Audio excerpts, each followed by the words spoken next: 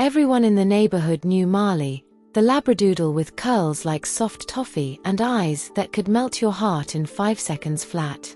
He had this laid-back swag, like he knew he was loved everywhere he went. His tail, always wagging. Like, always. Rain or shine, walk or nap, Marley's tail was on its own happy little mission. He lived in Willowbrook, a quiet little place where the houses all looked like they came out of a storybook, and the neighbors actually knew each other's names. You could still hear birds in the morning, kids biking around after school, and that one guy who always insisted on mowing his lawn at 7 a.m. on Saturdays. Classic. Marley belonged to George, a chill, retired guy who spent most of his time gardening and pretending he didn't spoil Marley with treats. He totally did. But here's the thing about Marley, he wasn't just George's dog. He kind of belonged to the whole street, especially the woman next door. And that's where the story really begins. Please support this channel by liking this video and subscribe to the channel. Let's continue. Right next door to Marley lived Sarah. She wasn't flashy. She didn't need to be. There was something quietly magnetic about her, the way she carried herself like someone who'd been through the fire and learned how to walk through it barefoot. A single mum in her early 40s, raising 2 boys with more heart than help. Life hadn't exactly been kind, but she didn't let it make her hard. She still smiled. Still laughed. Still found magic in the ordinary. You'd see her in the mornings, half-dressed for school runs, coffee in hand, hair thrown up in a messy bun like she had a million other things to do but stopped to smell the morning air anyway. She moved through life with this mix of strength and softness, like she'd cracked the code on how to be human without letting the world steal your soul. And Marley noticed. From the moment he saw her in the garden, barefoot, yelling playfully at her boys while trying to hang laundry in the wind, he was drawn to her. Something about her energy, the calm beneath the chaos, pulled him in. At first, it was just small things. A few curious steps through the side gate. A wag of the tail. A nuzzle. Just quick visits that felt like, hey, I see you. But it didn't stay that way. The visits stretched longer. He started showing up more often, like he couldn't help it. Like her home had become his second home without anyone saying a word. He'd curl up under the kitchen table as she cooked. Sit beside the boys during homework time. And in the quiet hours, when the house finally settled down and she sank into the couch, exhausted but still holding it together, Marley would be there. Head on her lap. Eyes closed. Breathing in sync with hers. It was never spoken, but it was understood. She needed him. And maybe, in some unspoken way, he needed her too. George, Marley's owner, noticed the shift, but he never minded. He was an older man, soft-spoken and kind, the type who wore the same jacket year-round and grew tomatoes just for the joy of it. He loved Marley deeply, but he also understood something a lot of people didn't. Dogs choose their people. And Marley had chosen Sarah. George saw it in the way Marley would wait by the fence every morning, ears perked for the sound of her back door opening. In the way he'd wander home slower and slower each night, like he didn't want to leave. George used to joke that he was just the landlord now, and Marley had officially moved out. So when George planned a trip away, just a few weeks in the countryside, there wasn't even a conversation to have. Marley would stay with Sarah and the boys. Of course he would. That was his other home now. And during those days, something shifted again. He followed her everywhere. From the kitchen to the garden to the hallway and back. Not in an anxious way, just quiet, steady presence. Like he was watching over her. Like he could feel something was coming, even if she couldn't. It was one of those soft late summer afternoons, the kind where everything feels golden and slow. Sarah had just made herself a cup of tea, finally sitting down after a long day of work and noise and life. The house was still. The boys were out with friends. It was just her and Marley. She sank into the couch, letting out a breath she hadn't realized she'd been holding all week. Marley jumped up beside her, as he always did, curling close. Then he did something different. He placed his paw gently on her chest. Left side. Right over her heart. She looked down, confused at first. "What's that about, her?" she said, her voice light but curious. She smiled, gave him a scratch behind the ears. If you are enjoying this story, please like and subscribe to this channel. Let's continue. But Marley didn't break eye contact. Didn't move his paw. His eyes held hers, calm but serious. Like he was trying to say something in a language she couldn't quite understand. Then, he did it again. Paw. Same spot. Same soft pressure. Same steady gaze. She brushed it off, of course. Dogs were weird sometimes. Maybe he just liked her sweater, or the way she smelled like biscuits and lavender. She let it go. But it kept happening. Not every day, but enough to notice. Always the left side. Always with that strange, quiet intensity. She laughed about it at first. Told friends it was his new cuddle move. The boys thought it was cute. Even George mentioned it once, with a small frown and a thoughtful hum. And then, months later, she found the lump. It was small at first. Just a tiny firmness beneath the skin of her left breast, something she could have missed if she hadn't been lying a certain way, the light hitting just right. She froze. For a moment, the world just paused.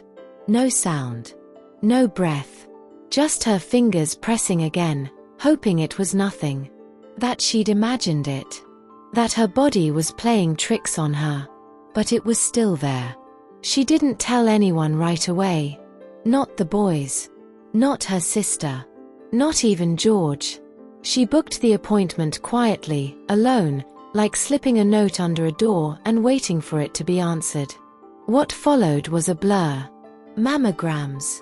Scans. A biopsy. The waiting, that brutal, stretched out silence where every minute feels like an hour. Then the call. Breast cancer. Stage 2. It felt like the ground gave out beneath her. Like someone had sucked all the color out of the world and replaced it with static. She nodded through the conversation, said thank you, hung up, and sat in the silence of her living room. Numb. And then, Marley. The memory hit like a wave. His paw. The way he looked at her. The same spot. Over and over. He'd known. She hadn't seen it then, but now, it all made sense. Dogs can smell things we can't. Sense shifts in energy, in scent, in something deeper. Marley had tried to tell her the only way he knew how. He didn't bark. Didn't panic. He simply laid his paw on her heart like a quiet alarm bell. Soft, steady, certain. She broke down. Not just because she was scared, but because somewhere in the chaos of her world, her dog had seen the danger before anyone else. He had tried to save her. And in a way, he had. Treatment began quickly. There was no time to hesitate. Chemo schedules were laid out like maps, surgeries were penciled in, and suddenly, Sarah's life became a whirlwind of hospital corridors, blood tests, and waiting rooms filled with tired eyes and silent prayers. The boys knew something was wrong, but she shielded them from the worst of it. She wore her scarf with a smile. She told them she was going to be fine, that it was just a bump in the road. But on the days the nausea hit so hard she could barely lift her head, when her hands trembled from exhaustion and her reflection became a stranger, those were the days Marley never left her side. He didn't try to fix anything. He didn't ask questions. He just stayed. Through every sleepless night, he curled beside her, chest to chest, heartbeat to heartbeat. When her tears came quietly in the dark, when her strength ran out, when the house fell silent and she was too tired to pretend, he was there. Not as a pet. Not even just a friend, but as something sacred. A soul that simply understood. On the hardest days, when her body ached and her mind spiraled, Marley would rest his head right where he always had, on the left side of her chest. As if he was checking in. As if reminding her, "You're still here. We're still here." Sarah's world got smaller during treatment, doctors' offices, her bedroom, the living room couch. But Marley made those small spaces feel safe. He made them feel like home. And yet, while she was fighting for her life, something was shifting in him too. If you are enjoying this story, please like and subscribe to this channel. Let's continue. His movements grew slower. His naps stretched longer. His eyes, still kind, began to carry a weight that hadn't been there before. George noticed it, too. Marley was aging, and now it was showing. But even as his strength faded, he never missed a moment with her. He'd drag himself up onto the sofa, settle in beside her like always, and just be. That quiet loyalty never wavered. Not once. Sarah went through 6 rounds of chemotherapy, a lumpectomy, then radiation. The kind of journey that cracks you open and forces you to rebuild from the inside out. But she made it. Scarred, exhausted, but alive. And Marley, he waited until the fight was over. By the time Sarah rang the final bell at the oncology center, the one that meant treatment was done, that she had made it through, Marley was already slowing down. He no longer bounded through the garden like he used to. The bounce in his step had faded, replaced by a careful, measured walk. His fur had gone grayer around the muzzle, and sometimes, when he looked up at her, there was a softness in his eyes. A kind of peace. Like he knew his job was nearly done. Sarah could feel it too. She didn't want to admit it, not even to herself. But deep down, she knew, Marley had been holding on for her. Staying strong for her. Waiting. A few weeks after her final treatment, on a quiet Sunday morning, Marley didn't get up. The house was still. Light filtered through the curtains in soft strips, painting golden shadows across the floor. He was lying on the rug by the window, in his favorite spot, the one that caught the morning sun. His breathing was slow, steady, peaceful. Sarah knelt beside him, her hand gently resting on his side, feeling the rhythm of his breath. She didn't speak, didn't cry. She just sat with him, heart full, eyes closed. He passed away just before his 15th birthday. No pain, no fear, just a quiet exhale, and then stillness. George buried him under the old sycamore tree, the one Marley had always loved to nap under. Sarah and the boys were there, each of them holding a piece of him, memories wrapped in years of fur, laughter, and quiet companionship. It wasn't just the end of a life. It was the closing of a chapter. And yet, in a strange, beautiful way, Marley had already written himself into theirs. Forever. Years have passed now. Sarah's hair has grown back.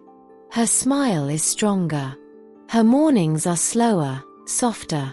Every time she walks past the sycamore tree, she pauses. Just for a moment. She presses her hand to her chest, right where Marley used to rest his paw. And she whispers, "Thank you." Because Marley wasn't just a dog. He was a guardian. A healer. A quiet hero with caramel curls and eyes that saw things no one else could. He didn't speak her language, but he said everything she needed to hear. And she listened, just in time. If you are enjoying this story, please like and subscribe to this channel. Let's continue. In the end, Marley wasn't just a dog. He was a lifeline. A presence that held Sarah together on days when she wasn't sure how to keep going.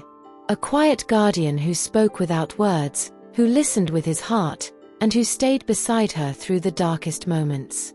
He was more than a pet. He was family. A protector in ways no one could have predicted, showing up when he was needed the most. And though he couldn't speak, he knew exactly what to say. His paw, his gentle nudge, the way he lay beside her, it wasn't just love. It was something deeper. Something only animals seem to understand. As Sarah's life moved forward, she carried him with her in every step.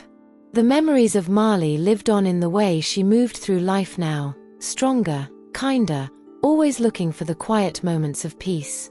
And whenever the wind rustled through the sycamore tree, she could almost swear she heard him, right there beside her. Sometimes, the universe speaks to us in ways we can't explain. In Marley's case, it was through the softness of a paw and the quiet power of presence. He had sensed the danger before anyone else, trying to warn her the only way he knew how. And in doing so, he saved her life. Now, years later, when Sarah walks past the sycamore tree, she takes a breath, closes her eyes, and whispers, "Thank you, Marley. I'll never forget you." Because some bonds are too strong, too sacred, to ever be broken. Not even by time. So, what if the ones we love most, our pets, our family, our friends, are trying to tell us something we can't quite hear yet? What if they're always looking out for us, even in ways we don't fully understand? Think about it. When was the last time someone, or something, gave you a sign that you didn't notice at first? What would you do if you knew you weren't alone? Thank you for watching. Please like, share and subscribe to this channel. I'll see you in the next one.